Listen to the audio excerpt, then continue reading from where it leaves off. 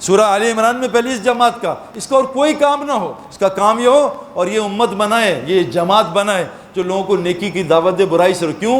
ہمارا مقصد زندگی کیا ہے؟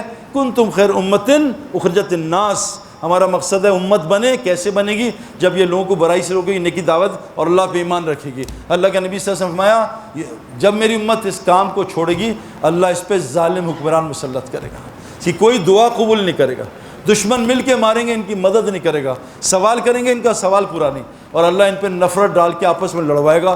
اس پر دیندار اتنا لڑ رہے ہیں آپ سوچ نہیں سکتے، کیوں کہ دعوت کا کام چھوڑنے کی وجہ سے آدمی میں، کیونکہ قرآن کہتا ہے، یہ تم مولوی سن لو بھائی، شرک کی دو علامتیں ہیں بڑے شرک کی، جن میں ہوتی ہے، اور آپ کے رستے سے میں گھسنا، پوچھ لینا اویس ستار سے، کتنا خطرناک کام ہے۔ دنیا کی میں کچھ نہیں ہے جو دین کی میں ہوتی ہے، اور جو ہمارا اکرام ہوتا ہے نا، حضرت حضرت حضرت 100 دفعہ سنے، ایک دفعہ دل کہتا ہے میں حضرت بن گیا ہوں نا۔